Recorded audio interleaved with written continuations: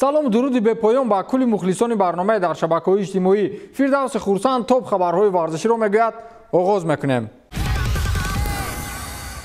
дар Англия муборизаи беамон барои ҷой гирифтан дар охирин хонаи роҳёбӣ ба Лигаи Чемпионҳо идома дорад. Тоттенҳем дар бозии хеле муҳим ки як сӯ барои мавқеи мазкур ва сӯи дигар дерби буд, Арсеналро ба истилои путу прах кард. баъди бозии мазкур Тоттенҳем ҳамагӣ бо як холи кам аз Арсенал дар мавқеи панҷум аст ва як иштибоҳи кӯчаки Арсенал дар бозиҳои оянда ва ғолибияти навбатии Тоттенҳем бар дастаи дигар Антонио Конте соли оянда дар Лигаи Чемпионҳо хоҳад буд. Харри Кейн дубл кард ва Сон Хён Мин голи сеюмро зад. Ин ҳама моҷарои бохти Арсенал баъди корти сурхи Роб Холдинг ба миён омад. Микел Артета дар ин бохти дастааш сирф доварони бозиро муқассир медонад, ҳарчанд ба истилоҳи куру кар дид ки чӣ хел Тоттенҳем арзанда ҳарифи асливу усулиашонро шикаст доданд. Артета баъдан гуфтааст ки агар он чизе ки дар мавриди ин бозӣ ва доварон дар сари ман чарх мезанад ба забон орам, боварӣ дорам ки маро то 6 моҳ аз бозиҳо маҳрум хоҳанд кард.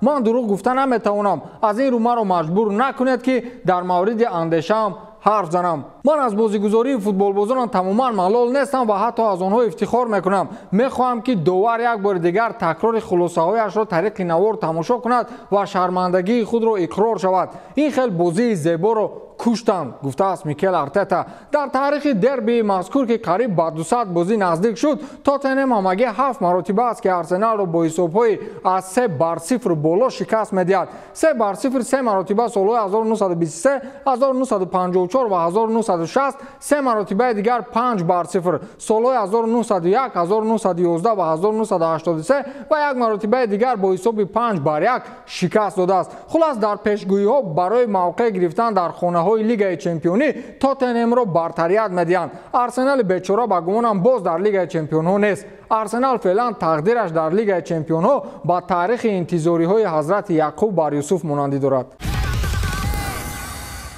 маҷалаи машҳури Forbes ки бештар ба истилоҳи маъмуле ба ҳисобу китоби пулҳои мардум сарукор дорад, рӯйхати бойтарин варзишгарони ҷаҳонро барои соли 2022 тартиб дод ва расонаӣ кард. соли гузашта дар ҷои якуми рӯйхат Конор Макгрегор қарор дошт ки ҳамон сол бойтарин ва сердаромадтарин варзишгар эътироф шуда буд. ин сол рӯйхат тамоман дигар шудааст ва Конор ҳатто дар 10 гона вуҷуд надорад. лидерии рӯйхатро Лионел Месси бо шарофати пулу сарвати шайхҳои араб ишғол кардааст ки солона 130 миллион евро даромад дорад. дар ҷои дуюм баскетболбози маъшҳури дунёӣ Леброн Джеймс бо 121,2 миллион еврои даромади солона қарор гирифтааст ва Криштиану Роналду бо даромади 115 миллион евро дар ҷои сеюм аст. баъд ҳамин тавр дар 10 гонаи аввал варзишгарони дигар бо даромади аз 100 миллион евро поёнтар ҷой гирифтанд ки инҳо дар мавқеи чорум Неймар бо 95 миллион, Стефен Карри 92,8 миллион, Кевин Дюрент 92,1 миллион, Роҷер Федерер 90,7 миллион, Саул Алварес 90 миллион ва ҳамин тавр исми дигаронро вохӯрдан мумкин аст. маҷалаи Forbes аз даромади варзишгарон аз рӯи ҷоизаҳо, маоши солона ва бонусу рекламаҳое ки аз 1 майи соли 2021 то 1 майи соли 2022 ба даст оварданд, натиҷаи даромади солонаро муайян мекунад ва радабандии фарзияи худро тартиб дода расонаӣ месозад. хулас дар соли 2022 ба қавле гапзани асосӣ миёни варзишгарони ҷаҳон Месси аст. гапи одами пулдор маънии баланд дорад.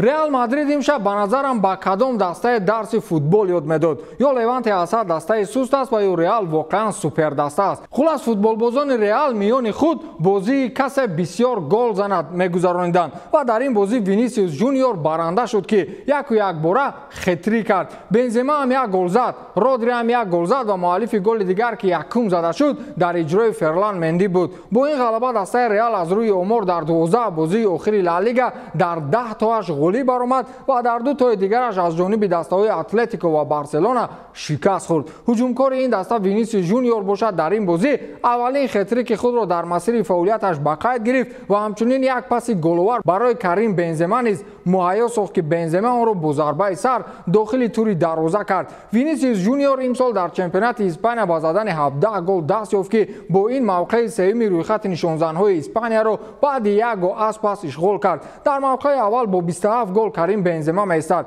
Жуниор ҳоли ҳозир яке аз беҳтарин футболбозони ҷаҳон ба ҳисоб меравад ва ҳатто дар бозии дишаба яке аз голҳояшро бо услуби Криштиану Роналдо истиқбол гирифт ва ӯ ҳатто пинҳон намекунад ки аз футболбози португалӣ ҳаводорӣ мекунад. ӯ баъдан дар мавриди хетрики аввалинаш гуфт ки ин хетрики аввалини ман буд ва ҳамдастаҳоям ба ман кӯмаки зиёд расониданд. Карло Анчелоти ба ман фурсат дод ки зиёдтар бозӣ кунам ва боз гол занам. ҳатто боре наздаш хонда гуфт ки ту чӣ мехоҳӣ, бозӣ мекунӣ ё иваз намоем? ва ман ба ӯ гуфтам ки қасди хетрик кардан дорам. аз ин рӯ маро иваз накард ва ман ба мақсад расидам. ҳамдигарфаҳмии мо бо Карим Бензема хеле олӣ шудааст ва ман мехоҳам ки ӯ имсол ҷоизаи туби тиллоиро бигирад, чун ӯ беҳтарин мавсими футболиашро паси сар кард, гуфтааст Винисиус Жуниор.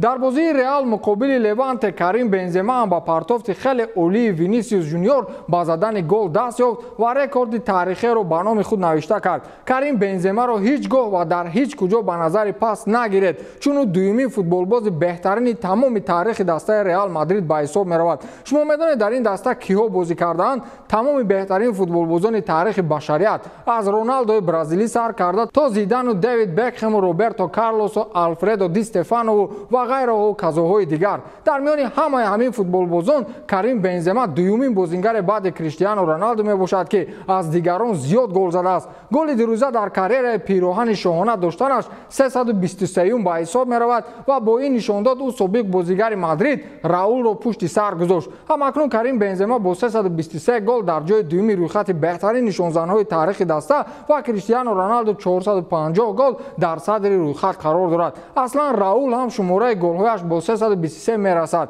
вале шумораи бозиҳои Карим Бензема нисбати Раул камтар аст. Раул дар 741 бозӣ 323 гол задааст, Бензема бошад дар 603 бозӣ ин қадар гол задааст. имсол Бензема воқеан дар карьераш табаддулот кард. аз рӯи қода ва меъёрҳои маҷаллаи Франсфутбол арзандатарин номзад барои ҷоизаи туби тиллоӣ маҳз Карим Бензема аст, вале аз он метарсам ки ҳоло камкам расонаҳо дар мавриди рекордҳое ҳарф мезананд ки ба қавле аз ханда мемурӣ. касе аз ҳама дида зиёдтар ба тири дарвоза зарба задааст, каси дигар дар рӯзҳои сешанбе ғалаба карданро рекорд гузоштааст. хулоса Бенземаро аз роҳ берун карданиянд.